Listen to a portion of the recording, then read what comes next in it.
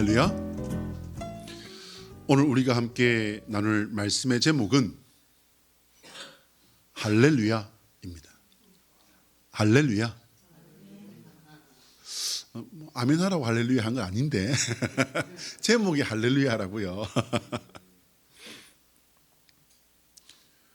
할렐루야는 하나님을 찬양하라라는 뜻인 줄 다 아시는 줄 믿습니다. 우리가 사용하는 이 찬송가를 잘 보시면요, 찬송가에 645곡이 이 책에 실려 있습니다. 많죠? 645곡이라는 찬송가가 여기에 실려 있는데, 이 찬송가에 보시면요, 찬송가 제목이 이제 이렇게 보시면 있습니다.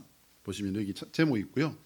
이쪽에는 이 찬송 곡을, 노래를 이제 음을 만든 이제 그 작곡가가 있어요. 작곡가. 그리고 이쪽에는요, 이 뭐냐면 이 가사 있지 않습니까? 가사를 지은 작사가가 있어요. 그런데 여기 보면은 우리가 와, 이분이 찬송 가사를 지었다고 하는 그런 분들도 꽤 있습니다. 그리고 이 곡을 만든 분들은 야, 이 음악가가 이 찬송가를 지었다고 하는 분들도 있어요. 자, 그런데 그 중에 저는 신학교 다니면서 참 기억에 남는 도전을 받았던 부분 중에 하나가 바로 이거였는데요. 이게 뭐냐면 익명의 저자라는 거예요. 익명의 저자. 어나니머스라고 하는데요. 이 어나니머스는 뜻이 뭐냐면 익명의, 무명의, 작자 미상의. 그러니까 작자 미상이 뭐냐면 작자를 알 수 없는 그런 뜻이지 않습니까? 그게 대략 잡아서 28곡 정도 된다고 해요. 645곡 중에서 28곡 정도 되는데, 가사를 누가 썼는지를 모르는데 그런 찬송을 온 백성이, 온 나라 국민이 다 부르는, 심지어는 한국 찬송가 말고 전 세계민이 부르는 그런 찬송가도 있지 않습니까? 그런 찬송을 찬송가에 넣었다? 조금 이상하게 생각될 수도 있지 않습니까? 근데 여러분, 이 찬송가가요, 그냥 유행한다고 알렸다고 해서 다 넣은 게 아니에요. 학자들이, 음악가들과 신학자들이요, 심사를 하고 연구를 하고 그렇게 해서 묶어서 만든 거예요. 이게. 가사를 누가 썼는지는 모르는데 내용을 연구해 보니까 기독교 교리에 틀림이 없어요. 신학적으로도 이거는 별로 흠잡을 데가 없습니다. 뿐만 아니라 신앙적으로도 많은 교훈을 줄 수 있는 그런 내용이에요. 그러니 그것이 사람들에게 많은 공감이 되었고, 시간이 많이 지났음에도 불구하고 수많은 사람들이 그 가사에 좋은 영향을 받았다. 그렇게 해서 엄선되고 뽑혀서 여기에 들어간 거예요, 여러분. 익명의 저자라고 하는 이 어나니머스는요, 생각보다 이 역사가 깁니다. 역사가 길다. 그렇습니다. 익명의 저자는요, 그 역사가 어디까지 올라가냐면 중세시대까지 올라가요. 왜 이렇게 중세시대라 말하느냐? 우리 종교개혁이 언제 일어났습니까? 1517년에 일어났지 않습니까? 지금으로부터 500년도 더 됐어요. 그러면 그 전부터 이 어나니머스는 있어 왔습니다. 찬송가에 익명의 저자가 있는 이 대표적인 이유를 우리가 조금 살펴볼 필요가 있어요. 왜냐하면 왜 이 좋은 찬양 가사를 짓는데 자기가 누구인지를 밝히지 않았을까? 혹은 밝히지 못했을까? 혹은요, 심지어는 밝힐 수가 없었을까라는 거예요. 한번 생각해 볼 필요가 있습니다. 왜냐하면 사실이기 때문이에요. 첫 번째, 찬송 가사를, 이렇게 훌륭한 가사를 지었음에도 불구하고 자기의 이름을 드러낼 수 없었던, 혹은 드러내지 않은 이유는 뭐냐면요, 신앙적인 겸손 때문이에요. 자기를 드러내지 않기 위해서 겸손한 그 마음으로 오직 하나님, 나는 드러나지 않고 하나님만을 찬송하기 위해 자기를 드러내지 않았기 때문에 자기 이름이, 작자의 이름이 드러나지 않은 거예요. 두 번째는 뭐냐면요, 수도원이나 교회 공동체의 이름으로 이 가사를 내어놨기 때문에 그 지은 사람이 드러나지 않았다라고 하는 그런 또 이제 사실이 있습니다. 세 번째는 뭐냐면요, 구전전승으로 작자를 알 수 없기 때문이에요. 여기는 여러 가지 이유들이 있을 수 있습니다. 정말 이름도 성도 없는 사람이 그 하나님을 너무너무 사랑하고 하나님께 너무너무 감사해서 고백했던 그 글귀가 이게 회자되고 사람들이 입에서 입으로 전해지면서 이것이 이제 어떻게 해요? 긴 역사 동안에 어디서부터 시작되었는지는 알 수 없지만 수많은 사람들에게 은혜를 끼치고 하나님의 뜻을 알게 하는 역할들을 했을 때에 교회는 그것을 썼더라는 겁니다. 네 번째는 뭐냐면요, 허락한 사람 외에 할 수가 없었어요. 이것이 뭐냐면 중세 시대 때에는 신성 모독의 문제가 굉장히 큰 문제였습니다. 분명히 이것은 중요한 문제이긴 하지만 이 신성 모독을 잘못 쓰게 되면요, 어떻게 되냐면은 나는 내가 하나님을 너무너무 사랑하고 하나님께 내가 너무너무 감사해서 하나님을 찬양한 것 뿐인데 허락받지 않은 사람이라고 하는 이유 때문에 큰 곤란을 겪을 수 있었습니다. 심지어는 신성 모독이 잘못 걸리면 어떻게 됩니까? 화형당해요. 그런 일이 있었습니다. 그런데 여러분, 제가 신학교 다니면서 받았던 그 많은 도전 중에 대표적인 것 중에 하나가 이 아노니머스인 이유는 뭐냐면요, 그럼에도 불구하고 걸리면 잘못하면 죽을 수 있음에도 불구하고 하나님을 찬미하는 사람들이 끊어지지 않았다는 것입니다. 할렐루야. 한번 따라합니다. 하나님의 소원은 우리가 예수 그리스도 안에서 하나님께 진심으로 감사하며 찬양하는 성도가 되는 것이다. 좀 길어요. 시작. 하나님의 소원은 우리가 예수 그리스도 안에서 하나님께 진심으로 감사하며 찬양하는 성도가 되는 것이다. 할렐루야. 진심으로 감사하며 찬양하는 성도 되시기를 예수 그리스도의 이름으로 축복합니다. 어떤 경우에도 하나님을 찬양하는 성도가 되시기를 축복합니다. 세상의 노래보다 내 마음의 불평보다 내 삶의 문제에 걸려서 정말 내 입에서 있어서는 안 될 그런 어떤 말보다 하나님을 찬미하는 그 찬양의 가사가 우리의 입술에 넘쳐나게 되시기를 예수님의 이름으로 축복합니다. 시편 148편은요, 이스라엘 포로기 이후에 이제 예배를 드리기 위해서 만들어진 노래라고 합니다. 여러분, 이스라엘 포로 역사가 왜 있었습니까? 하나님을 배반했기 때문이에요. 하나님을 거절했고 하나님의 진노를 샀기 때문입니다. 그러니까 뭐냐면 세상 말로 하자면 벌 받은 거예요. 이제 벌을 받았으면 어떻게 해요? 벌을 왜 주죠? 벌을 왜 줬냐면은 바로 잡기 위해서, 교화하기 위해서입니다.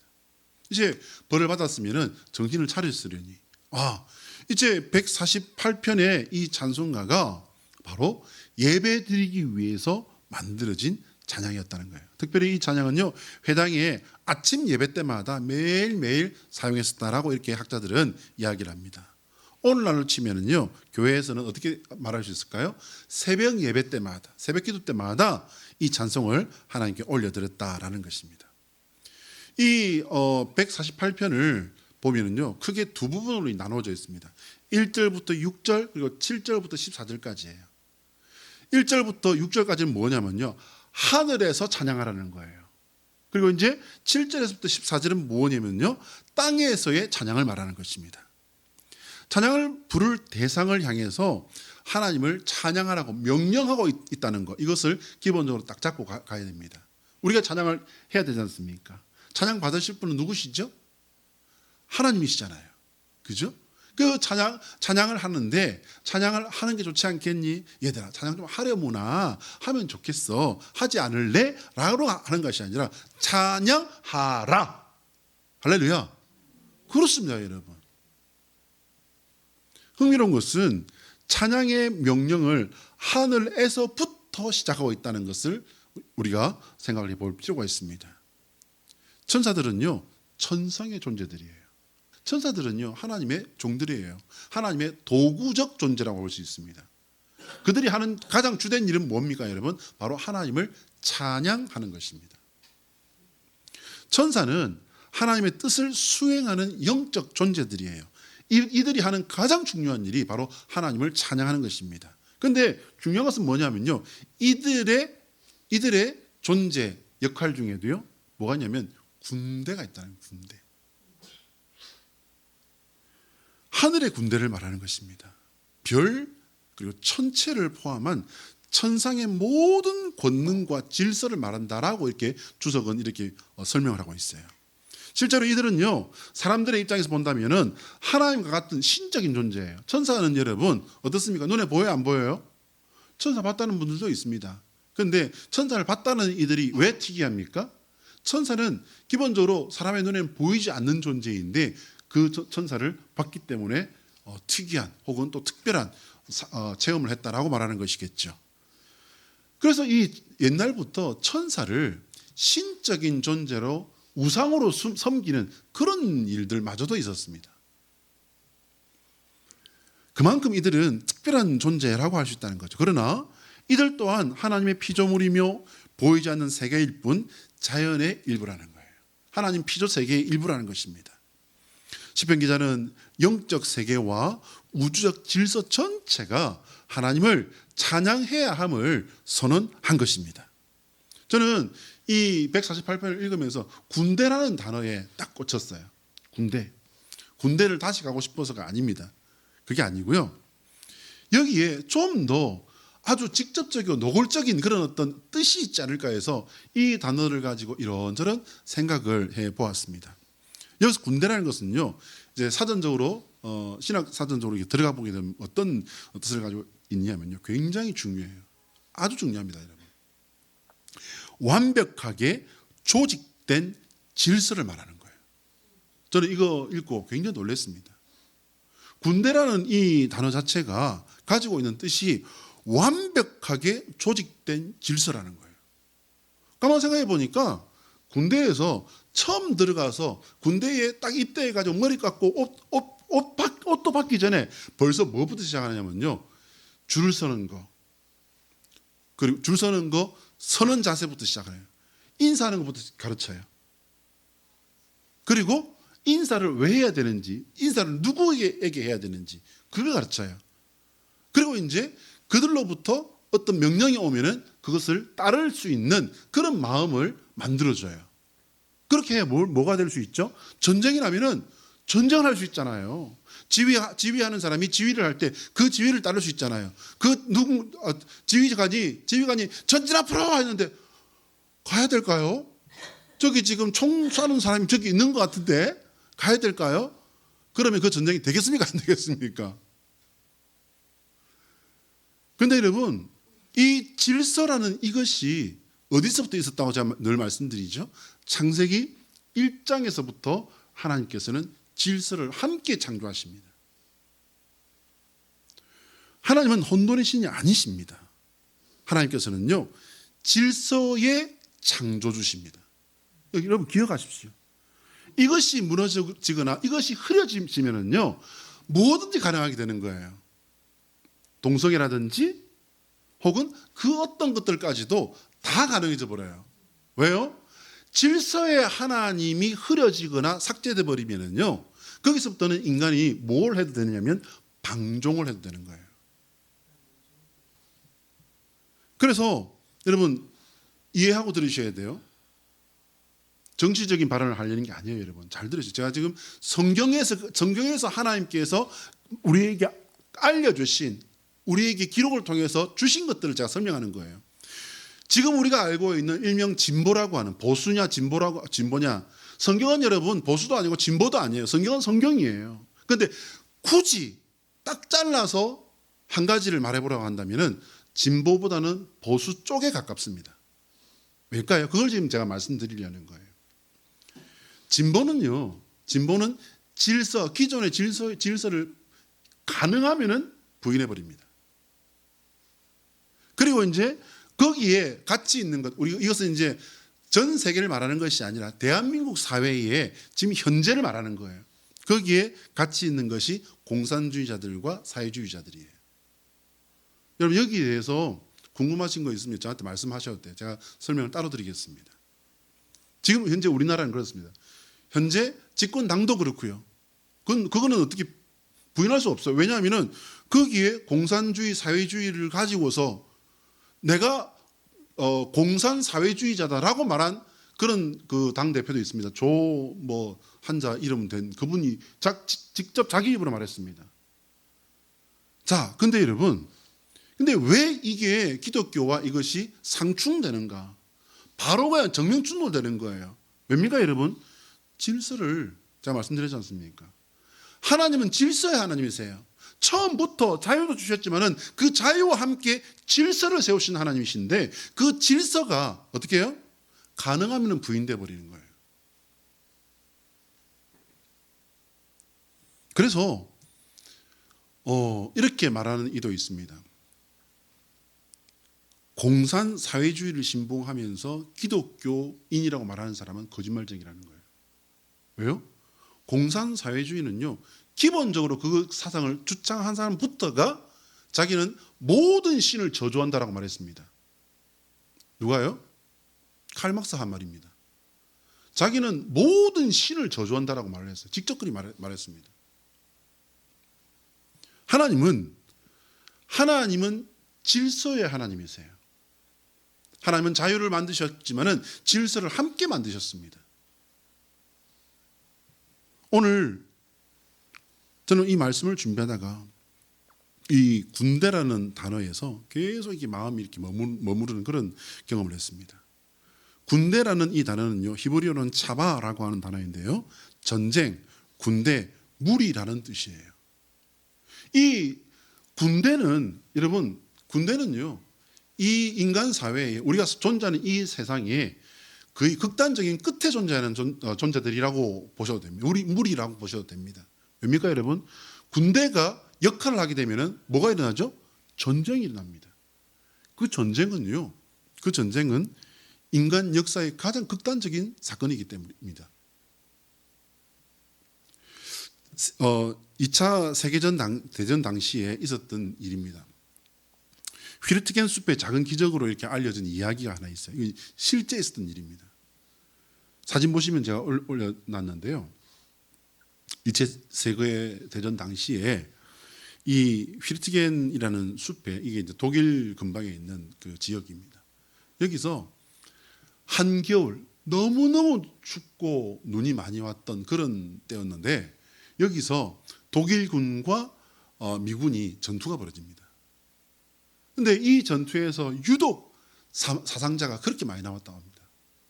많은 젊은이들이 죽고 많은 사람들이 다쳤습니다. 그런데 성탄절이 됐습니다. 여기서 성탄절이 됐음에도 불구하고 서로 총질을 하면서 죽고 죽이는 그런 전쟁이 계속 이 숲에서 벌어지고 있었습니다. 그런데 이제 이 상황에서 독일군 군의관과 미군 위생병이 만나서 비공식적으로 합의를 하게 됩니다. 총선을 멈추고 너무 많은 사람들이 지금 죽어 있는데 이 시신들을 우리가 어떻게 수습을 좀 해주자. 그리고 다친 사람들, 이들을 좀 돌봐줄 수 있는 시간을 좀 갖자. 이렇게 합의를 하고 이제 모여서 음식을 나누고 시신들을 수습을 하고 하는 그런 시간을 가졌는데 그때가 언제였냐면 성탄절이었어요. 그래서 미군과 독일군이 함께 고요한 밤, 거룩한 밤을 불렀다라고 하는 역사가 기록되어 있습니다.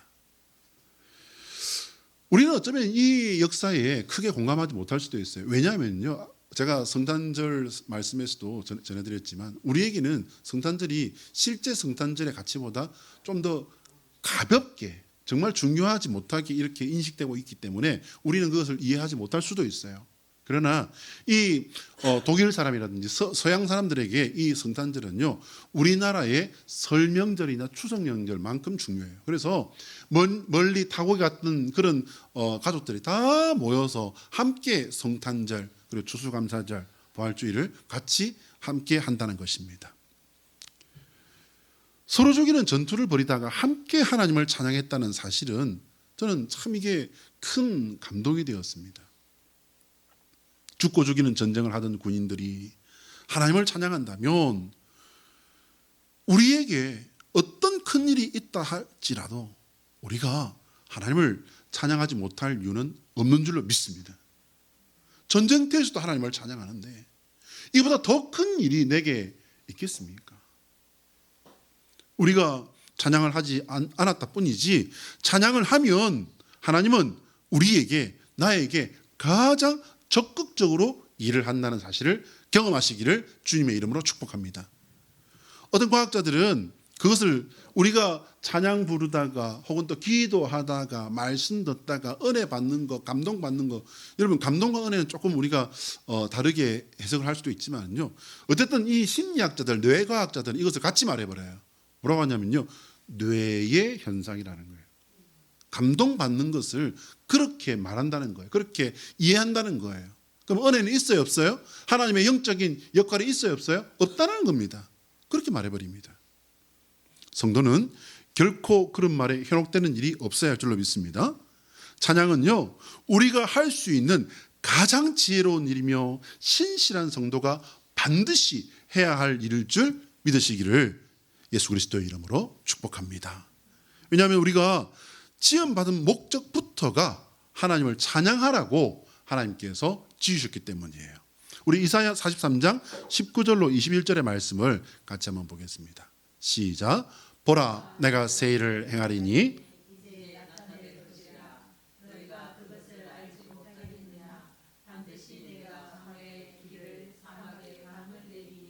장차 들짐승 곧 승냥이와 타조도 나를 존경할 것은 내가 광야의 물을 사막의 강들을 내어 내 백성 내가 택한 자에게 마시게 할 것임이라.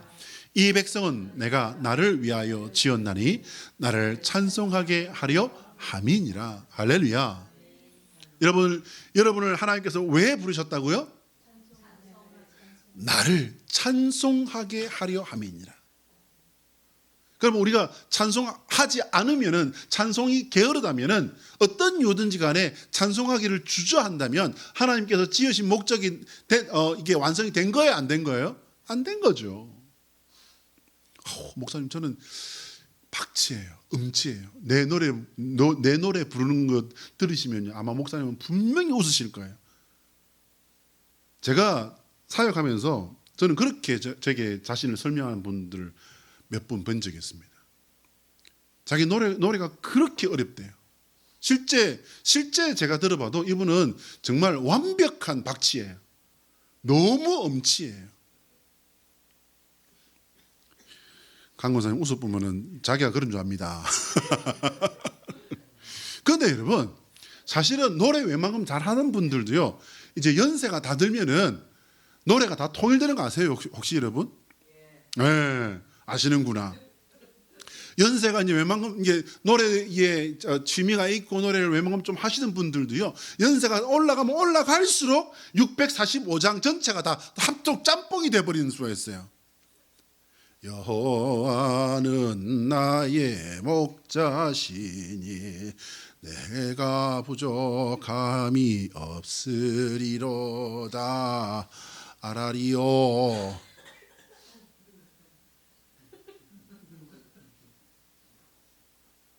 여러분, 목포의 눈물과 찬송가 285장이 짬뽕이 돼버리면은 그게 은혜가 될까 안 될까? 저는 은혜 되던데요. 은혜 되던데요. 저는 6년 동안 어르신들 구역을 교구를 이렇게 섬기면서 얼마나 많은 것들을 느끼고 배웠는지 몰라요.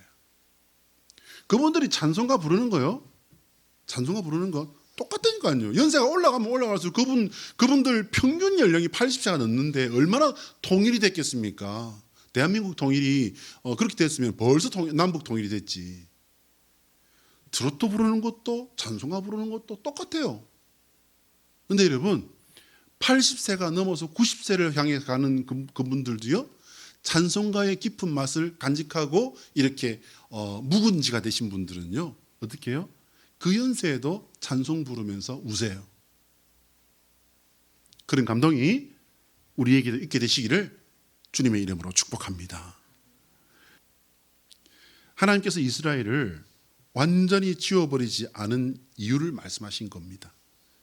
비록 하나님을 배반하고 나라가 망해서 포로로 살아야 했지만 하나님은 그 역사를 통해서 새 일을 행하실 것이란 말씀입니다. 왜냐하면 하나님께서는 이스라엘을 사랑하시기 때문이에요. 또한 하나님께서 이스라엘을 지으신 목적이 찬송하게 하려 함이다 라고 분명히 말씀하셨습니다. 찬송은요, 믿음이 있는 사람이 아니면 할 수 없는 게 찬송이에요. 혹시 여러분 찬송가를 노래로 부르는 사람 노래를 들어보신 적 있습니까? 전 들어본 적이 있습니다. 제가 만났던 어떤 분이 자기는 주 하나님 지으신 모든 세계 그 찬송가 제일 좋대. 그러면서 제법 불러요. 또 주 하나님 지으신 모든 세계 이렇게 불러요. 근데 여러분 이 찬송이 창조주 하나님을 찬송하는 거잖아요. 이게 얼마나 중요합니까? 물론 645장의 모든 찬송가가 다 중요합니다. 근데 창조주 하나님을 찬미하는 그 찬송을 그렇게 좋아한다길래 깜짝 놀랐어요. 그분은 아주 열심히 절에 다니는 분이셨거든요. 근데 그분이 그 찬송을 좋아한대. 그러면서 멋들어지게 1절을 부르는데요. 제가 깜짝 놀란 게 있어요. 이렇게 유명하고 영적인 그 찬송가도 부르는 사람에 따라서는 노래가 될 수도 있구나. 저는 그분이 그 찬송을 부를 때 처음으로 알았어요. 그러나 여러분 기억하십시오. 그런 분도요 교회에 나와서 예배에 나를 들여놓고 한 번, 두 번 감동받던 것이 감동이 은혜로 바뀌어가면 찬송의 가사가 이해가 되고 외워집니다. 그리고 회사에서 집에서 길을 걷다가 기분이 울적할 때 누구에게도 말할 수 없는 어떤 일을 만난 그 어떤 순간에도 문득 외우고 있던 찬송가 가사 한 줄을 서투른 곡들로 불러서 보면서 찬송가를 노래로 부르던 그 마음이 성도의 마음으로 변화되는 것입니다. 이렇게 깨달음을 얻으면서 사람이 성도가 되는 거예요. 찬양은 하나님께 나를 드리는 일이지만 하나님께서 나를 성도로 만드는 순간이 바로 우리가 찬송가 부를 때입니다. 그러므로 우리는 찬양을 해야 합니다. 그 찬양에 내 마음을 실어서 드려야 합니다. 그 말은 뭐냐면요, 하나님께 나를 드려야 된다라는 말씀입니다. 당연히 처음부터 이게 되는 사람은요 거의 없어요. 저도요 청소년기 때 제일 힘든 일 중에 하나가 뭐였냐면요, 예배 드릴 때 찬송가 부르는 거였어요. 왜? 변성기가 지나지 몇 년 되지 않다 보니까 목청도 안 되는데 찬송가가 여러분 생각보다 이게 음이 굉장히 셉니다. 그러다 보니까 이 찬송가를 부를 때 부르고 나면 목이 쉬어요. 그리고 잘 알지도 못하는 찬송가를 갖다가 예배 때마다 불러야 되니까 찬송가를 부르게 되면은 주보 보면은 제일 먼저 찬송가부터 눈이 가요.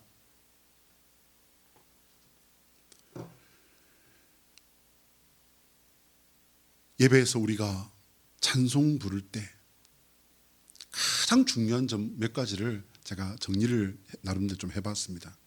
첫 번째요, 찬송은 하나님께만 드려야 합니다. 찬송은 공허하게 불러서는 절대로 안 돼요. 물론 공허하게라도 부르면은 안 부르는 것보다는 100만 배는 나아요. 찬송은요 하나님께 드리는 마음과 영혼의 제물입니다. 나의 마음과 생각을 하나님께 집중해야 합니다. 그래서 제가 아까 예배 도입에서 말씀드렸지만 여러분, 가사 한 소절 한 소절, 단어 하나하나에 집중하라고 말씀드린 것이 바로 이 때문입니다. 찬송은요 마음과 영혼의 제물입니다. 나의 마음과 생각을 하나님께 집중해야 합니다. 어떤 문제, 어떤 고민이 있어도 그 순간만큼은 하나님께 온전히 나를 다 부어드려야 합니다. 어떤 문제, 어떤 고민이 있어도 그 순간만큼은 하나님께 나를 완전히 다 부어드리는 것, 그것이 찬송 부르는 자세입니다. 찬송은 하나님께만 드려야 합니다. 두 번째요, 몰라도 소리내어 따라 불러야 돼요. 소리내어 따라 부르다 보면요 얼음 부르게 되어 있습니다. 그리고 이제 외우게 되어 있습니다. 여러분, 우리는요 이걸로 어떤 경연대에 나가는 게 아니에요. 물론 찬양대 같은 경우에는 좀 더 전문적으로 좀 더 정확하게 악보를 살려서 악보에 충실하게 하는 거, 성가대는 맞아요. 그렇게 하셔야 됩니다. 그러나 우리는요, 찬송을 하나님께 드리는 사람이지 노래를 잘 불러서 인정받으려고 여기서 노래 부르는 게 아니라는 거예요. 물론 우리가 조금이라도 더 잘 부를 수 있다면 그건 더 좋은 거죠. 그거야말로 베스트죠. 마음도 있고 찬양도 노래를 더 정확하게 잘 부른다면 그거야말로 잘하는 것이죠. 그러나 여러분, 예배하면서 찬송 시간에 입을 꾹 닫고 있다, 정말 불쌍한 사람이에요. 왜? 입을 열지 못했다는 것은요, 마음도 닫혀 있는 것이기 때문입니다. 굉장히 중요한 겁니다, 여러분. 하나님께 마음이 열려 있는 사람은 찬송을 하지 않을 수가 없어요. 하나님께 마음이 붙은 사람은 찬송을 모기 소리처럼 낼 수가 없습니다. 목에 이상이 있다든지 몸에 이상이 있는 사람이 아니고서는요, 그 하나님께서 주시는 감동, 그 은혜를 받고서 어떻게 입을 다물 수가 있어요? 하나님의 감화, 감동의 역사 앞에 응답하시고 마음을 열어서 찬송하는 저와 여러분 되시기를 예수 그리스도의 이름으로 축복합니다. 찬송 가운데, 마음 가운데 떠오르는 것들이 있습니다, 여러분. 우리가 기도하기 전에 찬송을 하라고 이렇게 여러분 훈련 받으셨을 거예요. 왜 기도하기 전에 찬송을 불러야 돼요? 왜 기도하기 전에 찬송을 불러야 되냐면요, 악기 쫓으려고. 누가 흔들는, 여러분 그것도 있습니다. 보혈 찬송 앞에 더러운 마귀들 물러갑니다, 여러분. 그것도 있지만 그보다는 뭐냐면요, 하나님 앞에 내 마음을 정돈하고 준비하는 거예요. 열어드리는 거예요. 먼저 하나님을 높여드리는 거예요. 그 다음에 내 기도를 하나님 앞에 올려드리는 거예요. 근데 여러분, 우리가 찬송을 하다 보면요, 우리가 기도할 때 하는 경험들을 가끔 할 수가 있습니다.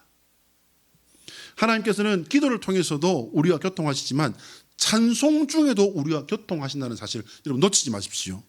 그 순간에 하나님께서 내게 알려주시는 것들이 있어요. 내게 알게 하시는 게 있어요. 그걸 여러분 마음에 받으셔야 돼요. 그것은 내가 회개해야 될 문제, 내가 도전받고 고쳐야 될 문제를 하나님께서 보게 하시고 알게 하시고 느끼게 하시는 경우들이 상당히 많이 있습니다.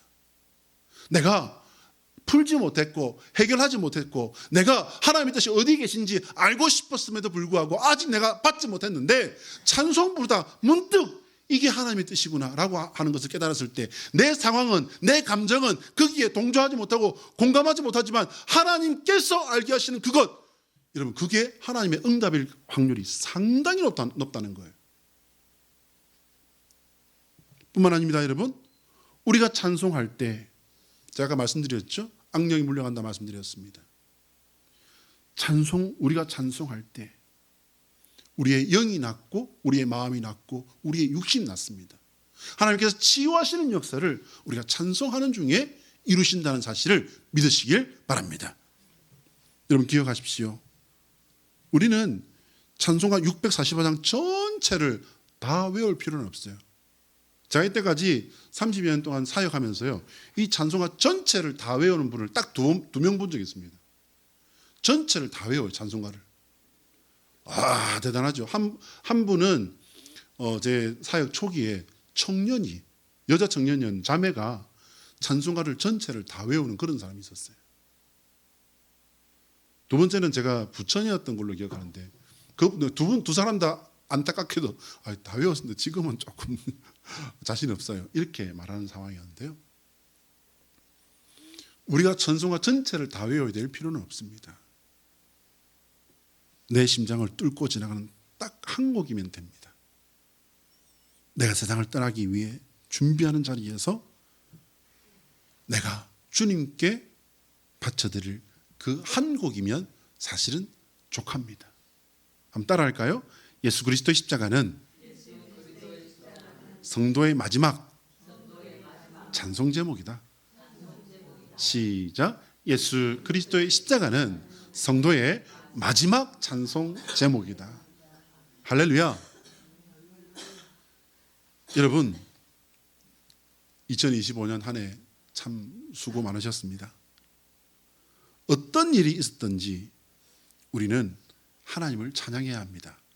왜냐하면 우리는 하나님께서 나를 선하신 뜻 가운데 늘 붙드시고 인도하신다는 사실을 믿기 때문입니다.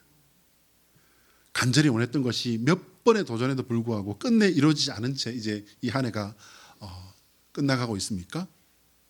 우리의 기도에 응답하시는 하나님의 응답 방법에는요, 기다리라고 말씀하시는 경우도 있고요, 침묵의 응답도 있고요, 심지어는 거절의 응답도 있습니다. 하나님께서 침묵하셔도 우리는 하나님께서 나에게 가장 좋은 선택을 하시고 내가 정말 혼신의 힘을 다해 노력했음에도 불구하고 이루어지지 않은 정도가 아니라 거절당한 결과를 가지고 한 해가 끝나는 이 시점이 되었어도 하나님께서 나에게 대한 당신의 선하신 계획은 가장 좋은 때, 가장 좋은 곳을 향하고 있다는 사실을 놓치지 마시길 바랍니다. 언젠가 이루어질까라는 그런 생각은 여러분 어쩌면 내 생각을 하나님 앞에 고집하는 것일 수도 있습니다. 하나님 앞에 내 생각과 고집을 강요해서는 안 됩니다.